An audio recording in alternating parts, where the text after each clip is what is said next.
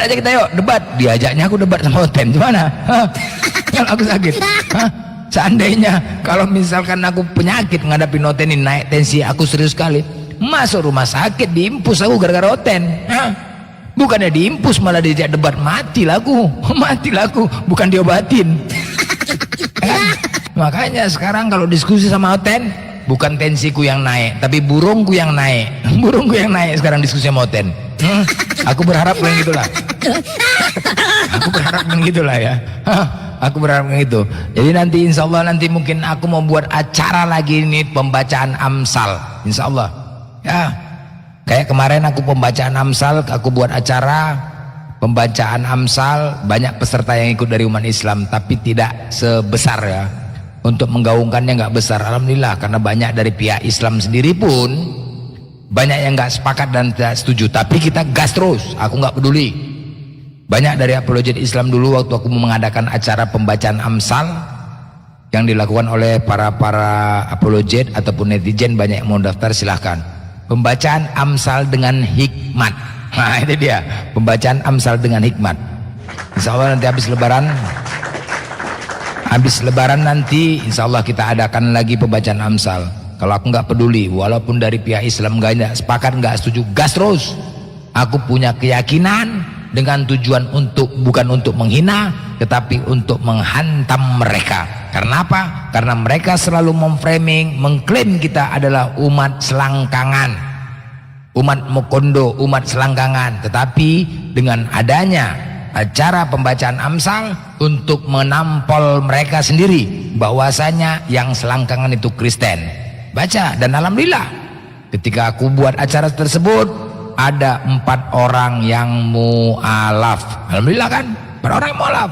Jadi nggak pernah peduli, dan keyakinan bukan niat untuk menghina mereka. Kita hanya membacakan dengan Amsal dengan hikmat.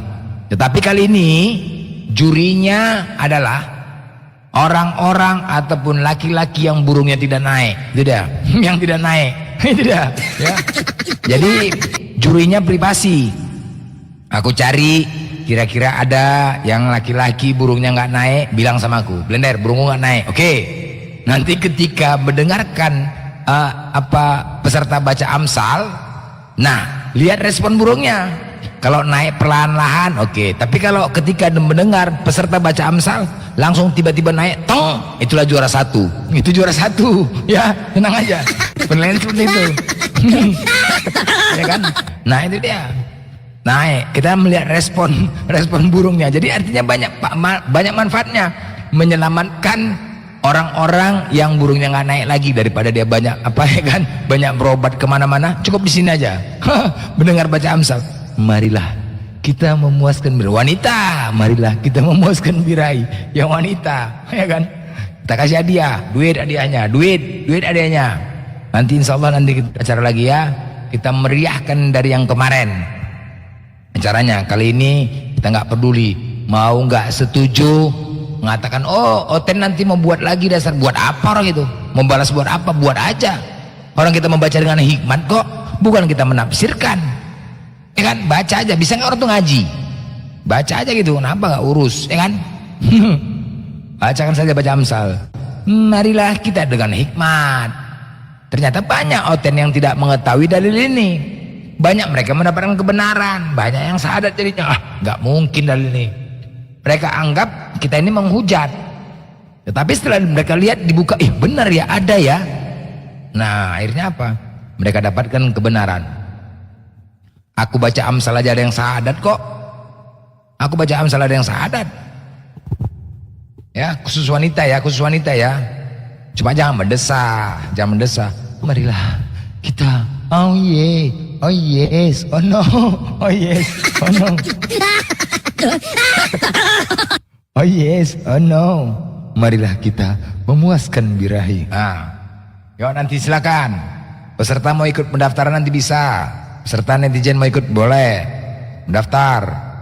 Membacakan Amsal dengan hikmat ya, dengan hikmat. Jangan nggak hikmat, nggak boleh mendesah.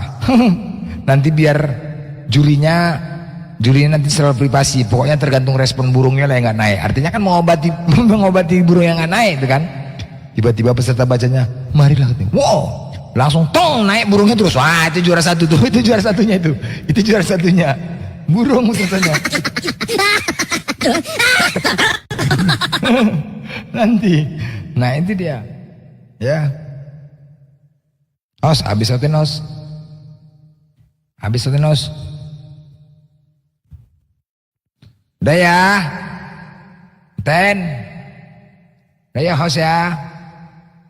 Oke, apapun ceritanya, apapun kesalahan yang ada di sini, saya meminta ampun kepada Allah, memohon maaf kepada saudara-saudariku yang menyimak dan menonton dan menyaksikan.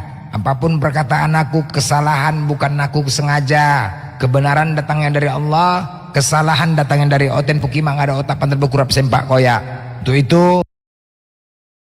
sekali lagi, aku di sini memohon maaf yang sebesar-besarnya apabila ada salah kata-kata menyakiti perasaan netizen dan semuanya yang ada di sini. Saya memohon maaf yang sebesar-besarnya. Kita berharap apa yang saya sampaikan ini mendapatkan ilmu buat kita. Ambil yang positif, yang negatif simpan kasih ke Oten.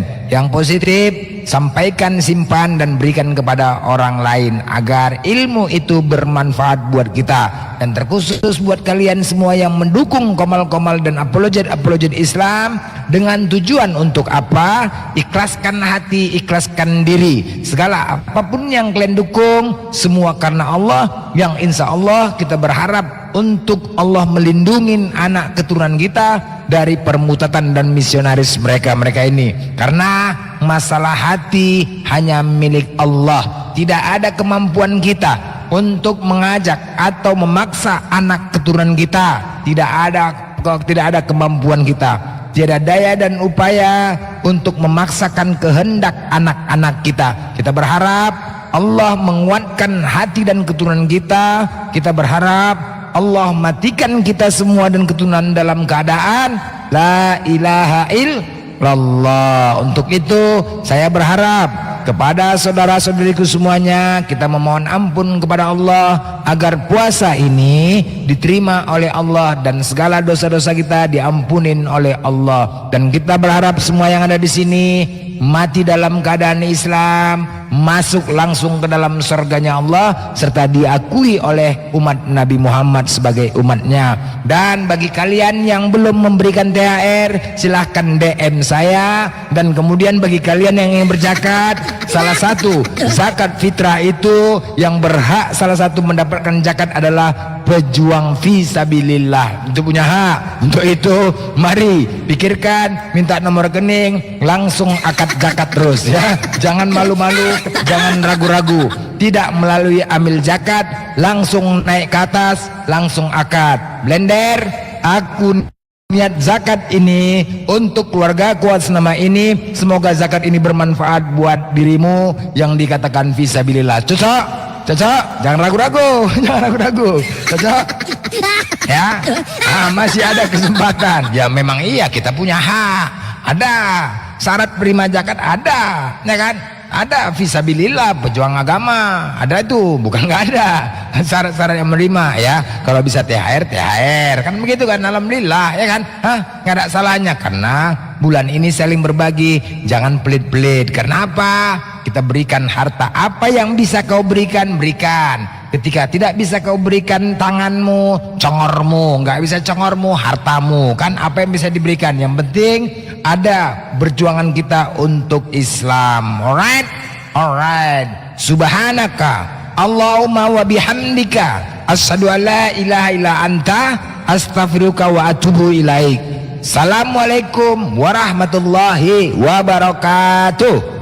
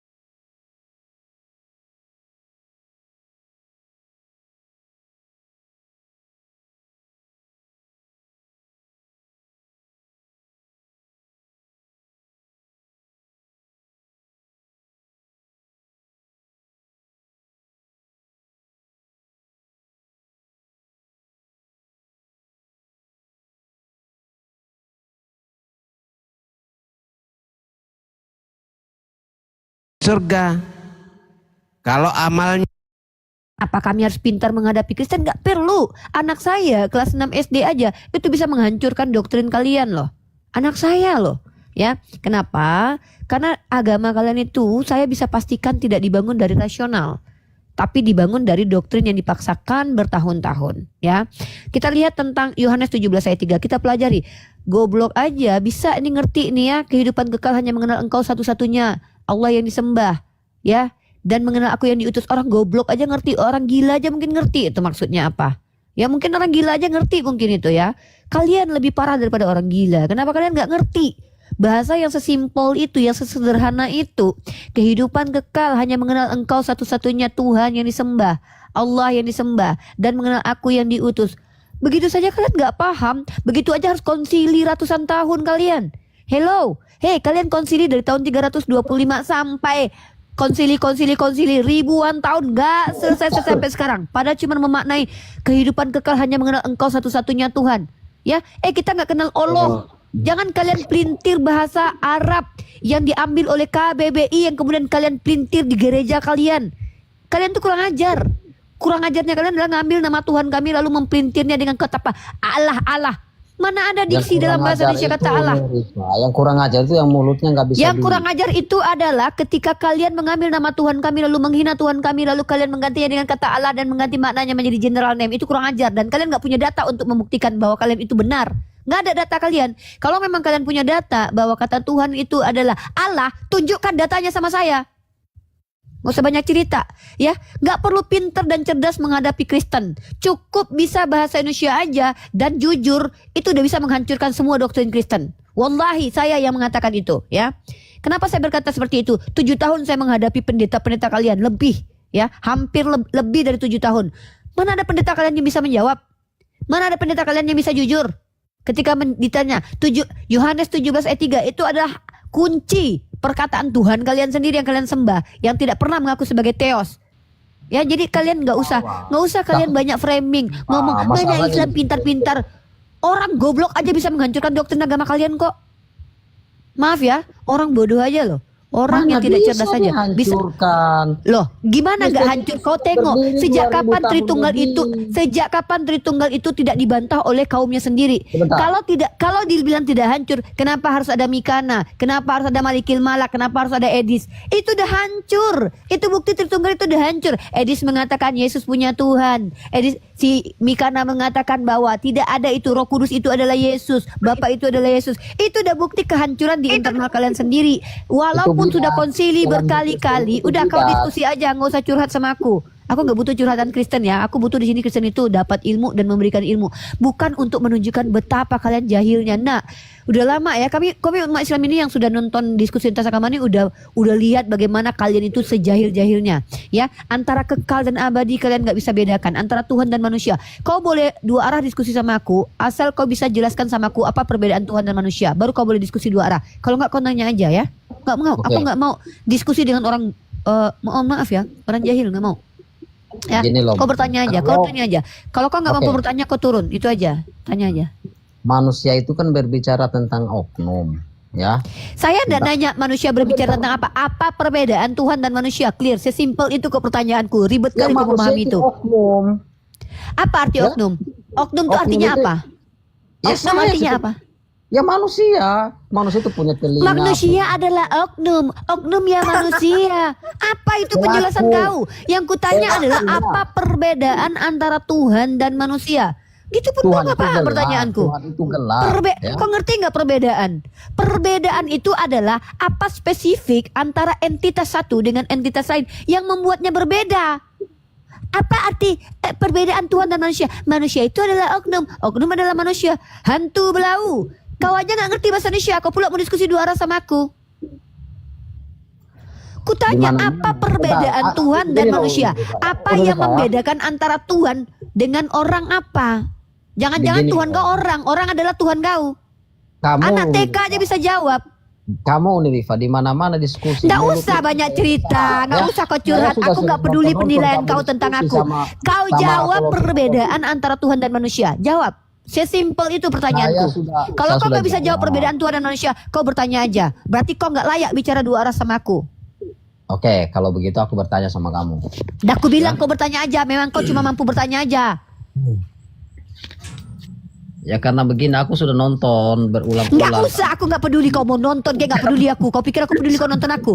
Kau pikir ke gereja kau nonton aku peduli? Nggak peduli aku. Kau jawab saja apa perbedaan Tuhan dan manusia. Ribet kamu kali jadi kau. itu, Kan aku kamu- bilang kan nggak perlu cerdas menghadapi Kristen. Cukup kita tegas aja. Tegas dan Sebentar bisa bahasa dulu. Indonesia dan jujur. Kamu itu sama dengan Suma, mulutmu aja yang besar. Hei hantu, kalau kau nggak mampu diskusi sama aku, jangan kau nongkrong di sini. Ini tempat edukasi dan diskusi, bukan tempat kau curhat. Nenek moyang kau mau nangis nengok aku dan Bang Zuma, aku nggak peduli. Pendeta kau mencret nengok aku dan Bang Zuma, aku nggak peduli. Kau pikir aku peduli? Enggak. Justru bagus, hancur nenek moyang kau dengan aku ya. Nenek moyang kau, pendeta kau, gereja kau, hancur lebur nggak apa-apa. Sekarang kau jawab pertanyaanku, apa perbedaan Tuhan dan manusia? Nggak mampu, kau bilang nggak mampu. Banyak kali Tadi ceritamu. katanya bertanya saja. Aku tanya dulu sebelum kau bertanya mampu nggak jawab. Kalau nggak mampu kau tanya aja. Dari tadi kau nggak nanya-nanya. Bertanya itu pakai diksi siapa, mengapa, di mana, bagaimana. Kalau kau nggak mampu menjawab perbedaan Tuhan dan manusia, itu syarat bagiku menentukan orang yang boleh debat sama aku, orang yang boleh ngomong dua arah sama aku, orang yang boleh memberikan insight kepadaku. Kalau kau nggak mampu membedakan Tuhan dan manusia, kau nggak layak. Kau cukup bertanya aja. Kau tanya aja udah. Ya udah nanya kau, nanya kau. Menurut Ibu Yuni di dalam Al-Quran, siapa Ibu Unirifa ini kan? Menurut Ibu Unirifa di dalam Al-Quran itu siapa yang mengetahui tentang hari kiamat? Menurut Al-Quran. Menurut Unirifa, kira-kira dalam Al-Quran yang mengetahui hari kiamat siapa? Inilah aku bilang, bahkan Nabi Muhammad SAW lebih tahu detailnya hari kiamat daripada Tuhan kau. Ya, Tuhan kau mengakui dia tidak tahu hari kiamat, sedangkan Nabiku tahu harinya adalah hari Jumat. Lebih hebat Nabiku ketimbangkan daripada Tuhan kau dek. Ya, Oke. Nabiku aja bahkan mengatakan hari kiamat itu hari Jumat. Tapi Jumatnya kapan? Detailnya Nabi Muhammad nggak tahu. Karena segala pengetahuan secara detail itu hanya Allah. Karena Allah berkata bahwa Allah ini a'lamu ma la ta'lamun.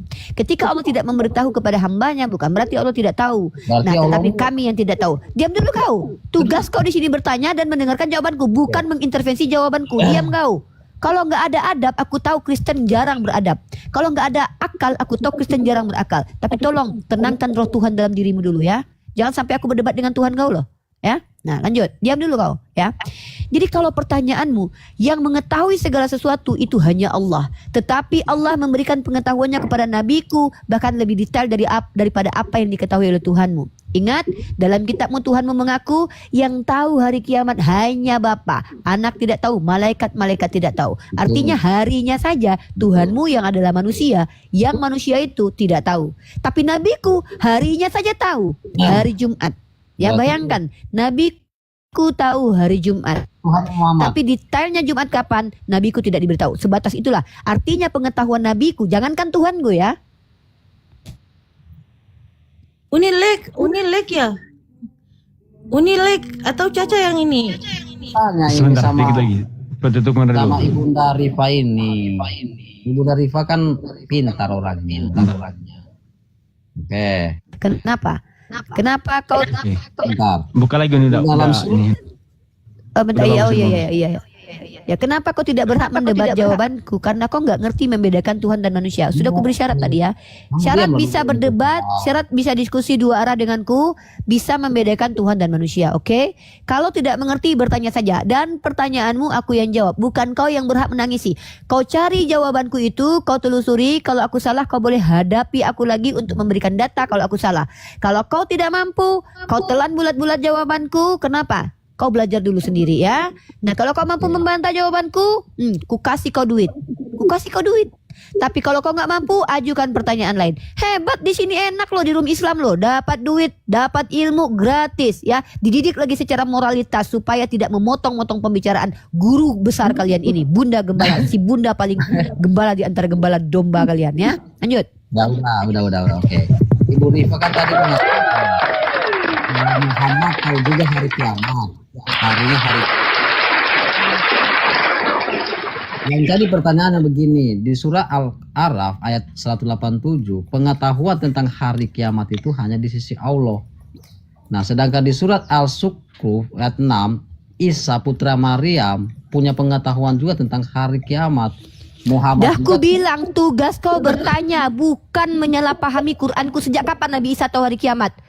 La ilma sa'at. Isa itu bukan tahu hari kiamat, tapi menjadi tanda-tanda hari kiamat. La ilma sa'at. Saat kau nggak tahu kau bahasa Arab. Saat-saat hari kiamat. Bukan kau yang mentafsir Quranku. Kan aku bilang, kau jangankan Quranku kau tafsir, diam kau. Ah, ini aku bilang, nggak ada adab Kristen aku maklum, nggak ada akal pun aku maklum. Tapi jangan aku buat aku berdebat dengan Tuhan dalam diri kau loh. Aku nggak mau debat dengan Roh Kudus kau loh, dengan pneuma kau ya. Nah, dan sekali-sekali aku bilang, Kristen mengakui di dalam tubuhnya ada Tuhan. Jangan sampai aku menghardik Tuhan kau ya. Kenapa? Jangan sampai menampakkan kebodohan Tuhan kalian depanku. Tuhan kalian di dalam diri kalian, tapi sok-sok pintar memahami Al-Quran kami. Bahasa Indonesia aja kau nggak paham. Pertanyaanku tadi aja kau nggak bisa jawab, beda Tuhan dan manusia. Tiba-tiba kau mau menafsir Quranku. Siapa kau? Tidak pernah ada pernyataan bahwa Nabi Isa itu adalah orang yang mengetahui hari kiamat. Tapi di situ kehadiran Nabi Isa memberitahukan tentang hari kiamat. Artinya dia menjadi tanda-tanda hari kiamat. Dah aku bilang berkali-kali orang Kristen yang nggak ngerti-ngerti juga bahasa Indonesia ya. Sudah dengan suara lembut, dengan suara keras. Kalian ini kenapa? Lebih bocil daripada bocil kalian ini. Aku udah bilang dari tadi, tugas kalian itu hanya bertanya dan mendengarkan jawaban Bunda Gembala kalian ini ya. Bukan untuk menerjemahkan Quranku. Kesalahpahaman kalian gak ada haknya aku mendebatnya. Kesalahpahaman kalian kutu kuluruskan. Tidak ada di ayat Zukhruf itu, surah Az-Zukhruf itu bahwa Nabi Isa mengetahui hari kiamat. Tapi menjadi pertanda hari kiamat. Kalau kau nggak terima, kau tunjukkan sama aku satu ulama yang mengatakan Isa tahu hari kiamat. Bawa ke hadapan mukaku. Gitu, bukan pendapat kau karena baca terjemahan. Lucu nih Kristen-Kristen ya. Jangan kalian kitab kalian maknai dengan terjemahan. Tiba-tiba kalian mau berhadapan denganku, Quranku kalian bawa terjemahan. Bentar Greg, ini 2 menit. Bentar lagi Uni ngambil Andre ya dek. Bentar dek. Oke siap Uni. Oke halo Bang Kesukaan Islam Kristen Bang. Halo Bang Hosea, saya Kristen Bang. Ini bang Ini kesukaan C ya, apa? perempuan ya? Laki. Perempuan ya? Saya laki-laki Bang. Oke, Laki-laki. ada persyaratan untuk Oh iya siap diskusi sama Uni ya. aman. Oke. Ada persyaratan untuk mau diskusi sama Uni. Kalau misalnya diskusi sama Uni itu syaratnya harus pernah baca Bible-nya Anda, harus paham dengan Bible-nya Anda. Itu kalau mau diskusi. Bisa kalau bahasa misalnya Indonesia, nggak Cak. pernah baca Cak, Bible, maka bisa cukup bahasa bertanya Indonesia aja. Yang Ya, paling iya, penting bisa itu bahasa Indonesia aja. Itu tuh. Bisa bahasa Bisa bahasa Indonesia Indonesia aja ya. aja udah bisa diskusi sama Iya. Uni Gimana, sudah kenal saya Bang? Uni. Saya tidak banyak kenal Kristen ya, sorry ya. Tapi saya kayaknya ingat ini suara ini. Bro ini saya ingat suaranya ya. Ingat ya, yang diskusi, dengar baik-baik. Ada perbedaan namanya diskusi, dialog, dengan bertanya saja, belajar. Itu beda ya. Siapa ini? Sudah saya bilang, kalau nggak ada adab Kristen itu saya maklum. Kalau nggak ada akal pun saya maklum. Tapi jangan tunjukkan kekurang ajaran kalian. Kenapa? Ketika kalian kurang ajar itu, yang kami yakini kurang ajar itu bukan kalian, tapi Tuhan kalian menurut doktrin kalian. Karena kalian percaya di dalam diri kalian itu ada Tuhan. Jadi ketika kalian kurang ajar, kami berprasangka Tuhan kalian ngajarin kalian kurang ajar karena Tuhan kalian kurang ajar. Tuhan kalian yang Roh Kudus itu nanti kami bilang kurang ajar kan? Nggak enak kan kita? Karena kalian meyakini di dalam tubuh Kristen itu ada Tuhan. Tapi kalian kurang ajar di sini. Maka kami yakin bahwa yang kurang ajar bukan kalian menurut doktrin kalian. Tapi adalah Tuhan di dalam diri kalian. Jangan sampai kami menghardik Tuhan kalian. Nanti kuludahi nanti ya. Masa kami berdebat dengan Tuhan kalian? Kan gak etis sekali kita kan. Kita tidak mau di sini teman-teman Islam ya. Kita menghina Tuhannya orang Kristen. Tetapi yang menunjukkan kehinaan terhadap Tuhannya justru mereka sendiri. Mereka naik ke sini ya kurang ajar, bersikap tidak bermoral ya. Disuruh bertanya belajar malah sok-sokan pengen menjadi ahli tafsir ya. Sementara kami suruh kalian belajar sama kami umat Islam. Ketika kalian kurang ajar di sini, kami tidak akan pernah menyalahkan kalian. Karena doktrin kalian, setiap kelakuan Kristen itu adalah Tuhannya yang bekerja di dalam dirinya. Oke? Nanti kami katakan pneuma dalam tubuh kalian itu kurang ajar. Ya, seperti itu. Tolong kalian jaga marwah Tuhan kalian di dalam diri kalian. Oke? Kalau nggak bisa menjaga marwah Tuhan kalian di dalam diri kalian, ya minimal kalian nggak usah naik. Ya, gak usah naik. Nanti orang Islam akan percaya bahwa Tuhan kalian di dalam diri kalian itu kurang ajar karena mengajarkan kalian kekurang ajaran. Kalian yang bilang ya. Oke, lanjut. Oke, ini saya bisa bertanya nih. Ya, memang bertanya saja ya bro. Yang nggak ngerti bahasa Indonesia dengan baik dan benar bertanya saja. Dulu, bentar ya bro ya, sedikit saya jelaskan. Dulu standar saya itu tinggi. Standar saya dulu adalah akademis, orang yang punya kapabilitas, kemudian bisa buka kamera. Tapi saya lihat nggak bisa, tidak ada satupun yang mampu memenuhi itu. Maka saya turunkan value saya. Apa yang saya turunkan kemudian saya berikan standarnya. Yang penting bisa bahasa Indonesia aja udah ya. Kalau kalian udah bisa bahasa Indonesia, udah boleh diskusi sama saya. Nggak apa-apa, saya layani lah. Ya, nggak apa-apa. Walaupun nggak punya akal, walaupun nggak bisa buka kamera, walaupun nggak punya data. Yang penting bisa bahasa Indonesia. Udah bisa diskusi 2 arah sama saya. Kurang apa bunda gembala kalian ini anak-anak bunda? Ya, silakan anak bunda. Anak domba? Anak domba betul? Anak Tuhan, anak domba? Saya anak Yang Tuhan. anak domba silakan naik. Biar bunda gembala yang menginjili kalian. Oke. Ya, saya bisa Pertanyaannya bertanya apa anak juga. domba? Saya bisa bertanya ya. Boleh anak domba, silakan anak domba bertanya-tanya saja sama bunda. Ya, nggak apa-apa sih. Bunda mau bilang saya apapun saya terima ya. Lah memang Ya. kenyataannya begitu kan anak domba. Silakan anak Ya, domba. oke, saya bertanya ya. Bunda, ini kenapa di kitab Tanakh Musa, kan kitab Tanakh itu kan kitab orang Israel, Yahudi. Ketika Musa menuliskan nama Tuhan, di situ kenapa Musa tidak mengakui Alif Lam Lam Ha sebagai Allah?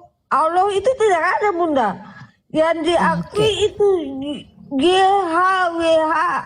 Dan ditulis YHWH disebut Adonai Elohim. Mohon penjelasannya bunda. Baik, mantap. Ini baru anak domba yang sudah mulai banyak belajar. Turunkan judulnya dek, kena muka dek. Baik ya anak domba. Tadi pertanyaan anak domba adalah kenapa di dalam kitab yang dianggap Tanakh oleh orang-orang Yahudi tidak ada Tuhan bernama Allah, hanya ada Tuhan bernama YHWH. Baik, Bunda jawab. Pertama, itu bukan Taurat ya anak domba ya. Itu Taurat menurut Yahudi. Itu Taurat menurut Kristen. Tapi bukan Taurat yang sebenar-benarnya. Kenapa? Karena memang tidak lagi ditemukan teks asli kitab yang ditulis oleh Musa ataupun loh batu yang diturunkan kepada Musa.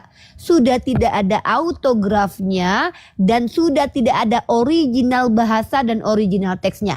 Yang ada apa? Yang ada adalah versi terjemahan yang diterjemahkan lalu direkonstruksi di abad ke-10 menggunakan bahasa Ibrani yang kita nggak tahu apakah diksinya tepat seperti itu atau tidak dan diklaim sebagai kitab Taurat dari Tuhan.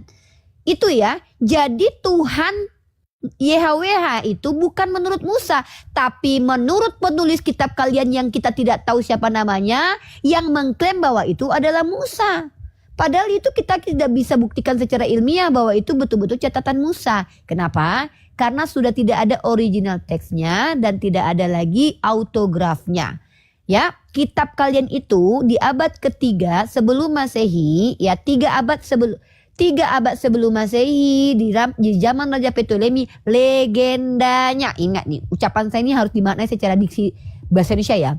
Legendanya. Kenapa saya katakan legenda? Karena ini tidak ada bukti empiriknya.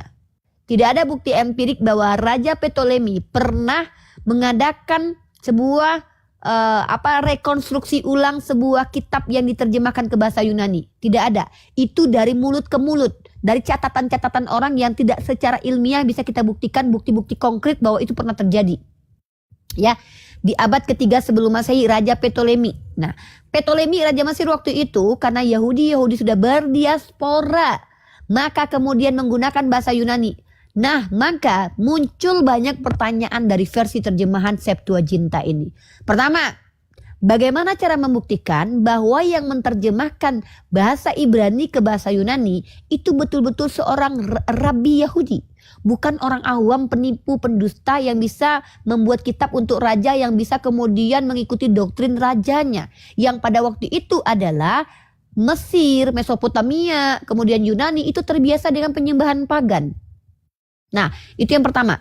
Yang kedua adalah dari mana kita bisa membuktikan bahwa terjemahan tanah asli Bayi Musa yang dihafalkan oleh orang-orang Yahudi itu betul-betul plek ketepek sesuai dengan kaidah bahasa yang tidak berubah sama sekali. Kenapa?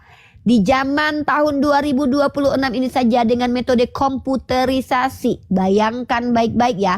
Metode komputerisasi yang gak bisa kita dustai. 6.000 kesalahan terjemahan Bible itu diakui oleh Yonatan Purnomo. Apalagi di zaman dulu yang tidak ada komputer yang bisa memvalidasi terjemahan. Kita nggak bisa cross check dengan cepat. Harus butuh waktu sekian ratus tahun untuk mengkoreksi. Jadi tidak bisa kita percaya ucapan dalam kitab yang kalian pegang. Yang kalian klaim sebagai Taurat itu yang sebenarnya esensinya adalah catatan karangan manusia yang tidak jelas. Tidak jelas secara epistemologik.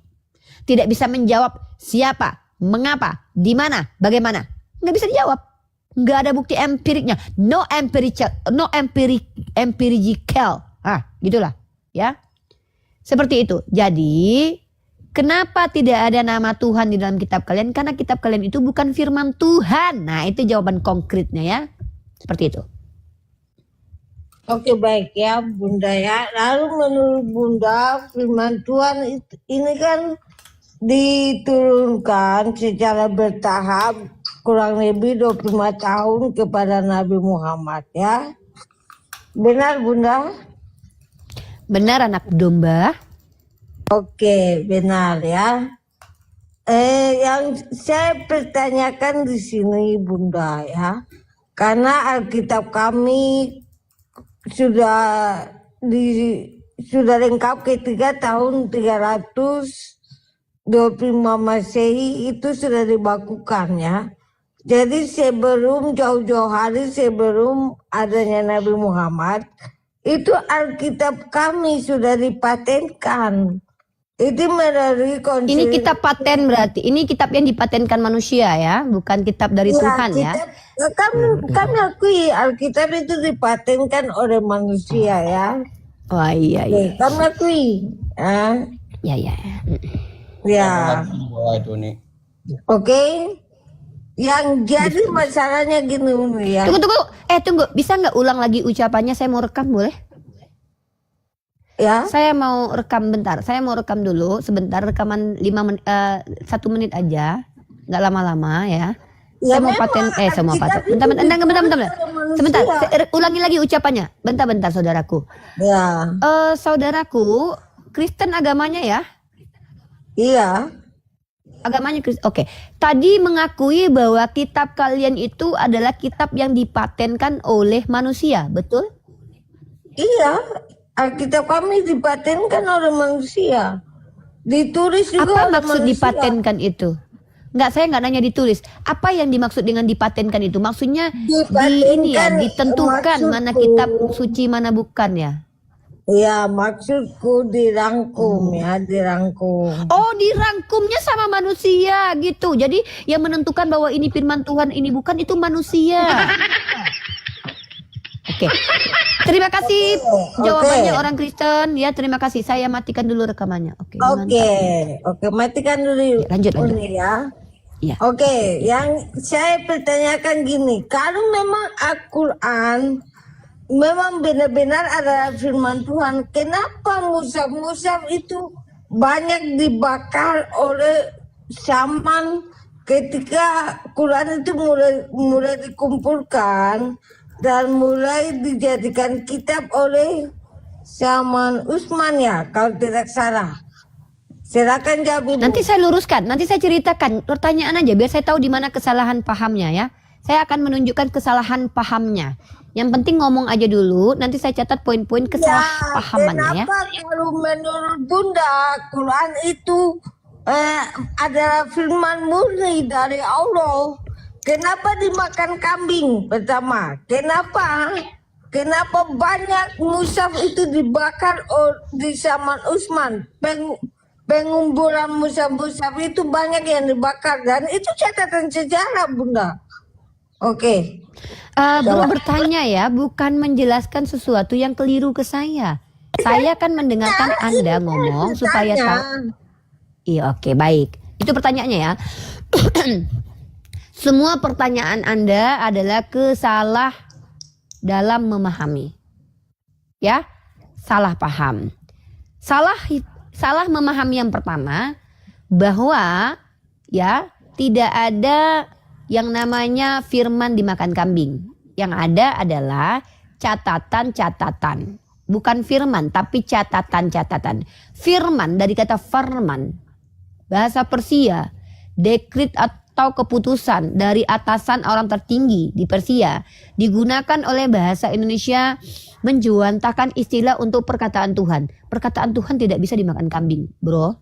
Ya, perkataan, sekali lagi saya tekankan, yang namanya perkataan Tuhan tidak bisa dimakan kambing. Tapi yang bisa dimakan kambing adalah media untuk menulis firman Tuhan. Jangankan dimakan kambing, dibakar bisa, dilempar bisa, ya, dipijak Sofiatul pernah loh. Ya, bahkan dipijak Sofiatul pernah. Nah, jadi yang dimakan kambing itu adalah media yang bertuliskan firman Tuhan. Itu yang perlu. Itu saya luruskan kesalahpahamannya. Yang kedua, dengarkan, belum selesai ya. Di sini Bunda Gembala menginjili, mencerdaskan anak-anak domba supaya jadi manusia, bukan jadi domba terus ya. Nah, yang kedua, perlu kalian pahami, Al-Quran itu kalam ilahi, bukan perkataan Nabi. Nabi kami dipakai untuk mengeluarkan kalam ilahi dan mengajarkannya kepada umatnya. Karena tradisi agama-agama zaman dahulu memang seperti itu. Ya, saya buktikan bahwa tradisi agama Samawi itu menggunakan malaikat dan Nabi untuk menyampaikan firman Tuhan. Saya akan bacakan beberapa ayat di dalam bahkan kitab karangan manusia yang diklaim kitab Tanakh itu juga menuliskan begitu. Taruhlah kita nggak percaya dengan kitab itu, tapi kalian sebagai Kristen aneh kalau kalian nggak percaya. Walaupun kitab itu sudah karangan manusia dan terdistorsi, saya masih percaya ada kebenaran di dalamnya. Kenapa? Kitab kalian itu kitab yang bercampur ajaran yang benar dengan ajaran yang tidak benar. Saya bacakan ya. Dalam kitab Zakaria pasal 1 ayat 1. Dalam bulan yang ke-8 pada tahun kedua zaman Darius datanglah firman Tuhan kepada Nabi Zakaria bin Berekhia bin Edo. Zakaria pasal 1 nomor 6. Tetapi segala firman dan ketetapanku yang telah kuperintahkan kepada hamba-hambaku para nabi, bukankah itu telah sampai kepada nenek moyangmu? Artinya Tuhan kalau mau ngajarin orang itu pakai mulut nabi. Dan ini sangat eksplisit dalam Ulangan 18:18 di mana dikatakan firman Tuhan diletakkan di mulut para nabi. Apa maksudnya itu? Bahasa Indonesia sangat jelas dan mudah dipahami, jangan dipelintir. Ketika Tuhan menggunakan lisannya, bibirnya para nabi untuk berfirman, bukan berarti nabi itu jadi Tuhan. Nah, jadi ketika Nabi Muhammad dapat firman melalui malaikat Jibril yang datang dari Allah Subhanahu wa ta'ala, kemudian Nabi Muhammad menghafalkannya. Setelah Nabi Muhammad menghafalkannya, maka kemudian Nabi Muhammad mengajarkannya. Nabi Muhammad mengajarkannya bukan di zaman Utsman Al-Quran dikumpulkan, tetapi di zaman Abu Bakar tidak lama setelah Nabi wafat, setelah adanya perang Yamamah. Pada saat itu belum ada kebutuhan untuk memushafkan, yang ada hanyalah suhuf. Apa itu suhuf? Lembaran-lembaran tulisan firman Allah yang dituliskan oleh para penulis wahyu, di antaranya Ubay bin Ka'ab, Ibnu Mas'ud, Ali bin Abi Thalib, dan Zaid bin Sabit. Kenapa mereka punya suhuf?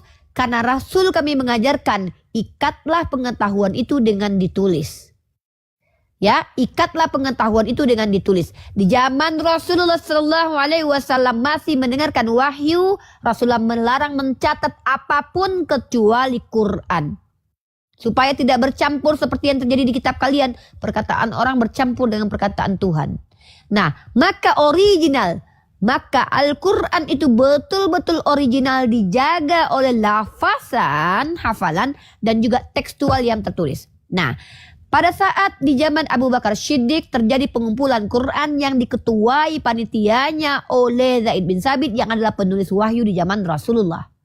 Maka orang yang dipercaya Rasulullah menuliskan wahyu di zaman beliau hidup, juga mengumpulkan Quran yang dihafal dan tertulis, juga adalah orang yang sama. Di zaman Abu Bakar tidak lama ketika Rasulullah selesai wafat. Kenapa setelah Rasulullah wafat baru bisa dimushaf? Logikanya adalah pada waktu Rasulullah belum wafat, wahyu terus turun. Kalau dimushafkan pada waktu itu tentu belum lengkap. Setelah wahyu terakhir turun, Rasulullah tidak lama kemudian wafat. Maka setelah Rasulullah wafat, make sense, boleh dikitabkan semuanya lengkap di zaman Abu Bakar Siddiq. Di zaman Abu Bakar Siddiq, teks pertama, autograf pertama yang dituliskan itu disimpan oleh Hafsah, istri Rasulullah yang adalah anaknya Umar. Kenapa? Umar kemudian menjadi khalifah setelah sepeninggalnya Abu Bakar. Ketika beliau menjadi khalifah, dokumen penting tentu beliau yang menjaganya. Abu Bakar cuma 2 tahun menjadi khalifah. Setelah itu wafat, kemudian digantikan oleh Umar ibnu Khattab. Umar ibnu Khattab 10 tahun menjadi khalifah. Setelah itu diganti oleh Utsman. Artinya di zaman Utsman baru kemudian disalin kembali dengan yang tadi mushaf di zaman Abu Bakar menjadi patokan salinannya. Yang memvalidasi salinannya itu betul siapa? Orang-orang yang hidup di zaman itu yang adalah penulisnya sendiri bernama Zaid bin Sabit. Zaman Abu Bakar Zaid yang menulis, zaman Utsman Zaid juga yang menjadi penulisnya. Maka ini sangat terverifikasi, tervalidasi oleh orang yang sama. Tidak ada mungkin bisa dirubah. Kenapa? Pada waktu itu yang memantau ada Ibnu Mas'ud dan Ubay bin Ka'ab. Ingat, Ibnu Mas'ud adalah orang yang tegas. Ketika beliau mengatakan sesuatu yang tidak sesuai dengan beliau, beliau ucapkan. Polemik yang muncul membuktikan bahwa Al-Quran begitu ditulis tidak mungkin diintervensi begitu saja oleh Utsman. Ali bin Abi Thalib mengatakan dalam sebuah riwayat bahwa tidaklah Utsman membakar semua suhuf para sahabat supaya tidak terjadi persengketaan. Itu atas seizin para sahabat, termasuk Ali bin Abi Thalib. Begitu caranya Al-Quran terjaga. Bukan dipatenkan oleh orang yang gak jelas entah siapa, yang datang dari mana 300 tahun kemudian. Bukan. Bayangkan Al-Quran yang dibukukan kembali oleh Utsman, jarak hidupnya Nabi dengan Quran yang dibukukan oleh Utsman hanya 13 tahun. Bagaimana dengan kitab kalian? Konon katanya kitab kalian ditulis 40 tahun setelah Yesus mati. Ya, bayangkan 40 tahun bro. Itu yang nulis sudah tua-tua bangka bro. Kalian pikir bisa itu terjaga pikirannya? Oh kan ada Tuhan Roh Kudus. Itu imani. Imani saja itu. Sementara secara ilmiah Quran bisa dijelaskan transmisinya. Sangat terverifikasi. Metode komputerisasi aja kalah. Kenapa? Metode komputerisasi tidak mengenal hafalan. Bahkan kalian tahu blockchain. Hampir seperti itulah penjagaan Quran. Kenapa? Kalau kita lihat blockchain, semakin lama data terkumpul, semakin banyak yang mematenkan. Begitu juga Quran. Pertama dihafalkan hanya 1 orang. Kemudian dihafalkan 5 orang. 5 orang mengajarkan hafalannya ke 10 orang. Bayangkan 5 kali 10 sudah 50 orang. Masa? 1 minggu 50 orang menghafal. Minggu ke depan sudah 500 orang. Minggu besoknya. Sampai detik ini. Berapa juta manusia di bumi ini yang telah menghafalkan Quran? Kalian pikir mudah merubah-rubah Quran? 1 huruf saja, jangankan 1 huruf. Panjang pendeknya saja kalian salah, dikeplak sama guru ngaji kalian, tahu? Nah, inilah penjagaan Quran, ya. Panjang pendek saja salah kalau ngomong ngaji, dipukul pakai sapu lidi. Ya. Nggak ada ceritanya suka-suka bapak moyang kalian baca Quran. Nah, itulah penjagaan Quran yang lebih tinggi daripada blockchain. Menggunakan otak manusia yang membuat otaknya komputer. Seperti itu. Nah, jadi ingat ya, poin yang harus Anda pahami. Kitab kalian itu bukan firman Tuhan, tapi kitab yang diklaim sebagai firman Tuhan yang tidak terbukti secara ilmiah bahwa itu firman Tuhan. Hanya diyakini saja. Turun-temurun. Tapi sudah banyak para ahli yang membantah bahwa itu firman Tuhan. Banyak para ahli bahkan dari Kristen sendiri termasuk Bart Ehrman mengakui bahwa itu kitab campuran yang diklaim sebagai kitab suci. Kalau Quran, kami bisa buktikan bahwa dia kalam ilahi menggunakan rasional dan fakta empirik yang bisa kita buktikan pada saat sekarang ini. Detik ini pun kita bisa buktikan. Seperti itu bro. Pertanyaan selanjutnya. 1 SKS saya kasih Anda loh. Saya 1 SKS itu berbulan-bulan di kampus. Anda cuma saya kasih waktu 20 menit untuk memahaminya. Oke? Lanjut dulu Mika. Saya mau ambil laundry dulu ya. Oke, kita sambut Lanjut Bang Ardi dulu. dulu. Assalamualaikum warahmatullahi wabarakatuh Bang Assalamualaikum Ardi. warahmatullahi wabarakatuh Bang Ardi. Waalaikumsalam. Ini Bang Ardiansa nih. Bang Ardiansa ambil alih dulu karena ini bicara Quran dan Bible ya, saya ambil laundry dulu ya. Ya, Bang Ardi, lanjut Bang Ardi. Oke. Assalamualaikum teman-teman muslim semuanya.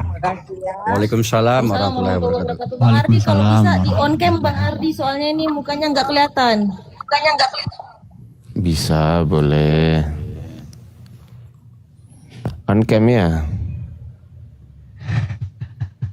Antirung kacanya ini, baru kelihatan. Masya Allah gantengnya. Nah kalau gitu kan ganteng itu. Wah, otaknya kabur. Kabur dia. Ini Tante Mika udah balik ke atau masih di kota tempat antum belajar? Udah balik, Bang. Sekarang lagi di Batam. Oh, alhamdulillah kalau gitu. Berapa bulan di kota yang itu? Sebulan, rencana habis ini mau nyambung lagi, ngambil 2 bulan. Oh, lagi. balik lagi di situ. Mantap. Ambil bahasa Arab sama bahasa Arab diutamain, insya Allah sebulan. Oh, bahasa Arabnya ya? Mm-mm. Oke, sip.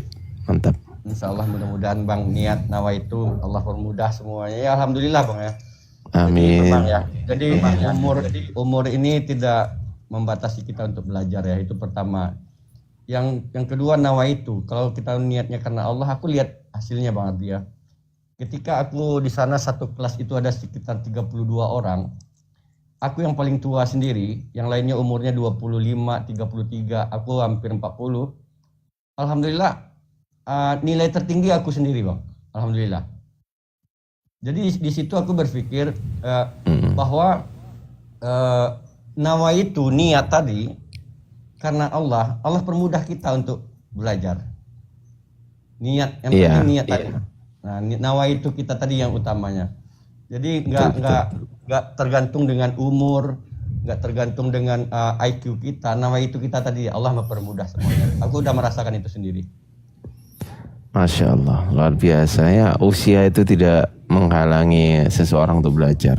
Mantap. Iya betul. Ya silakan teman-teman Kristen yang mau bertanya atau mau ditanya.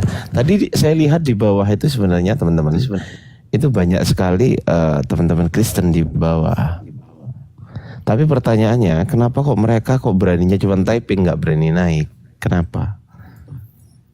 Karena kitab mereka terjemahan Bang, jadi diterjemahkan dulu typingannya baru mereka berani naik. Kalau nggak berani naik.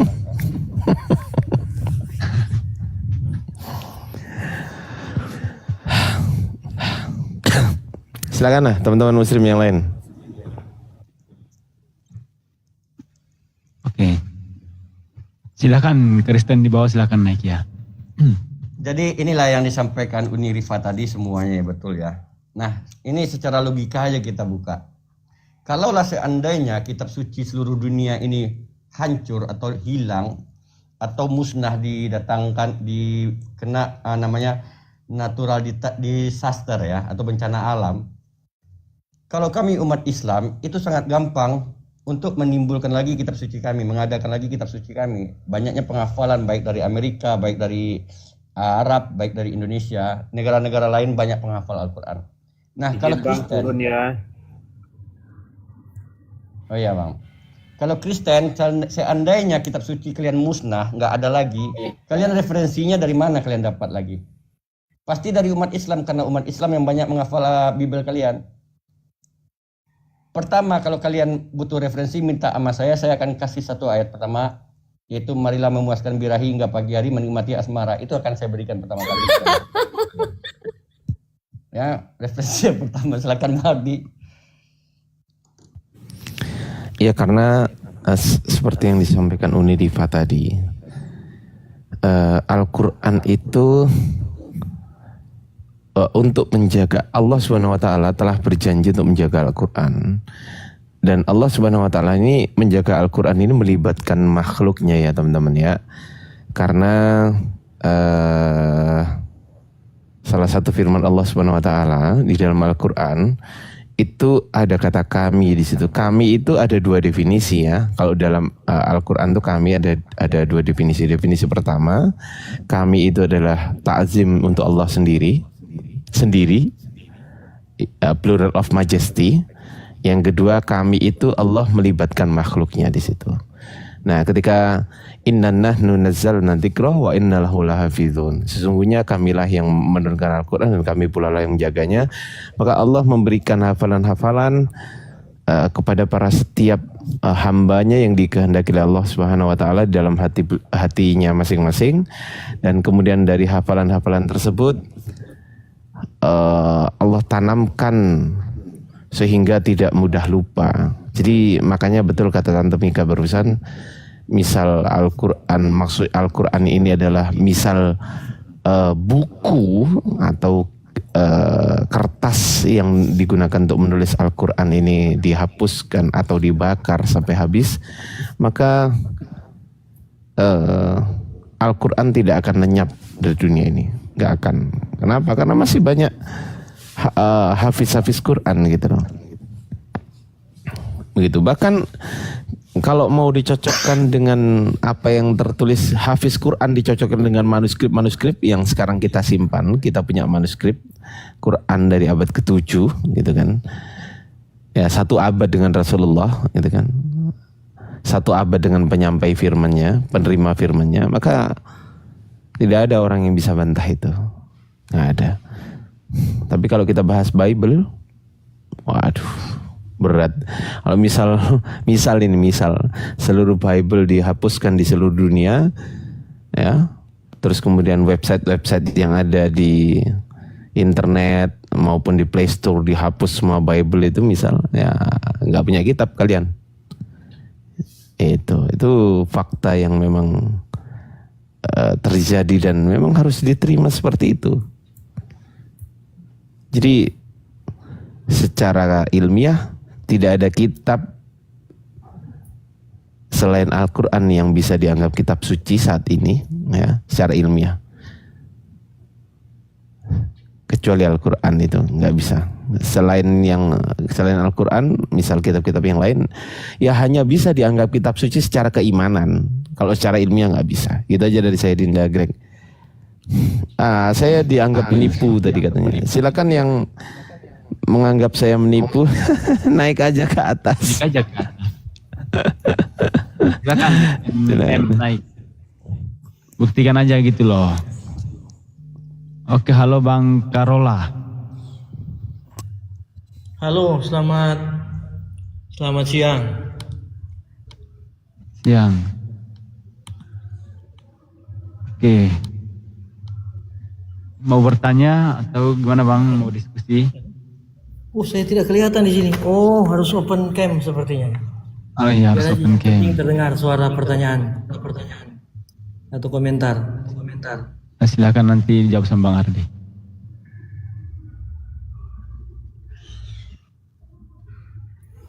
Silakan Bang.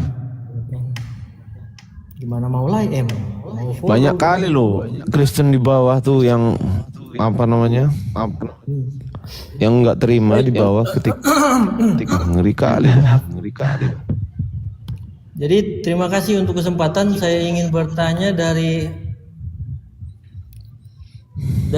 Al-Maidah 48. Iya, kenapa Bang? Berlomba-lomba dalam perbuatan baik, berlomba-lomba dalam berbuat baik.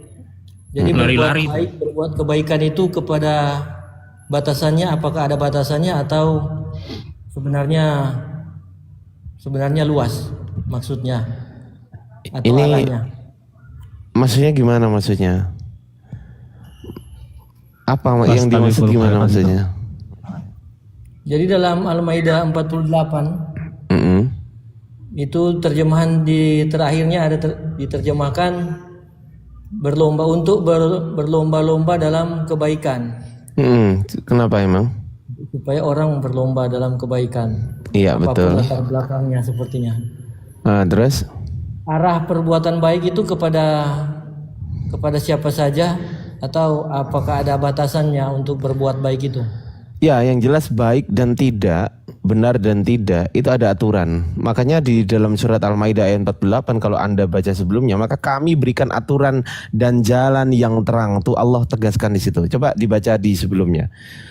Itu ayat yang sama ya, tetapi di kalimat sebelumnya di situ Allah terangkan bahwasanya kami berikan aturan dan jalan yang terang. Tuh. Jadi udah jelas. Jadi udah jelas diberikan aturannya di situ, Bang. Jadi tolak ukur baik dan tidak, tolak ukur benar dan salah itu tetap tolak ukurnya dari Allah Subhanahu wa taala. Gitu, Bang. Oke. Kalau saya boleh nanya enggak? Siapa ini?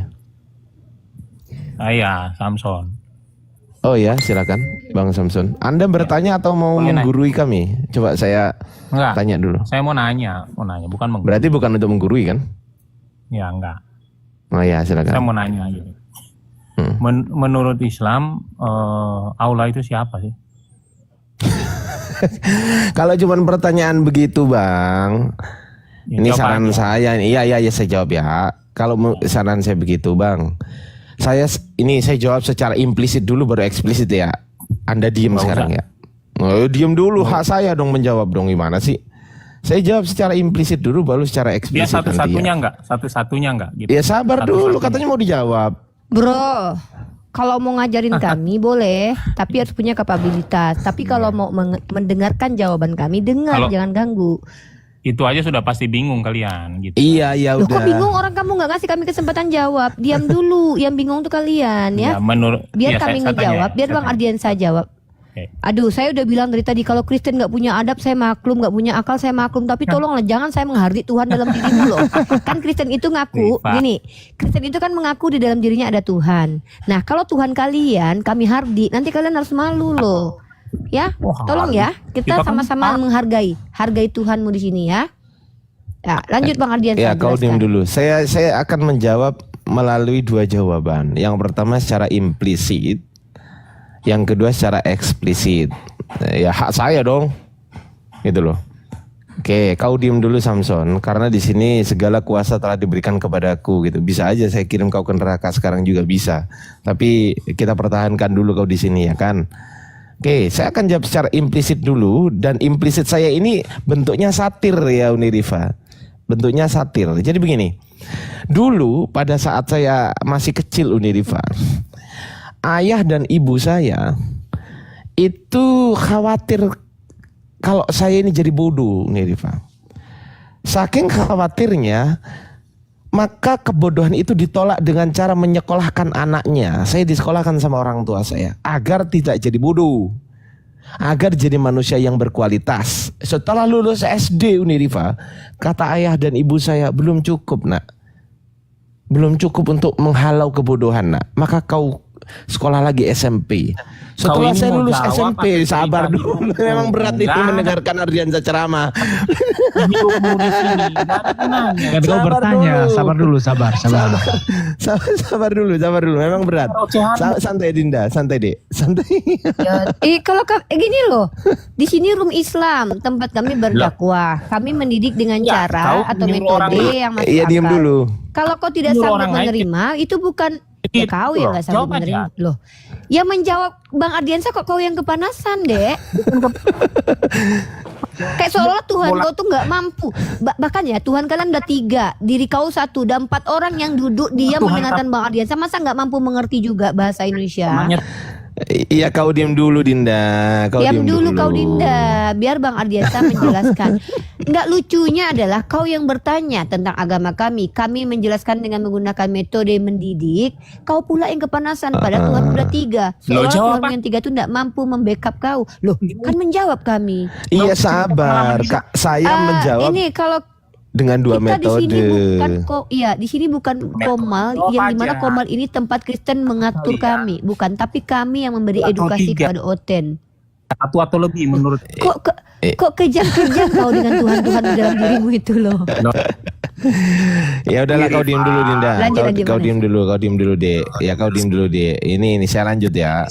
Ini Ya udahlah, kok kau diam dulu di bawah. Ah, berisik. Di bawah dulu diam ya. Berisik, kau diam dulu. Kayaknya Tuhan kau nggak mampu. Tuhan kau kayaknya nggak mampu membackup diri kau supaya tenang ya. Dan kau pun nggak mampu menenangkan Tuhan dalam dirimu. Seolah Tuhan dalam dirimu tuh kayak nggak terima aja. Padahal Tuhannya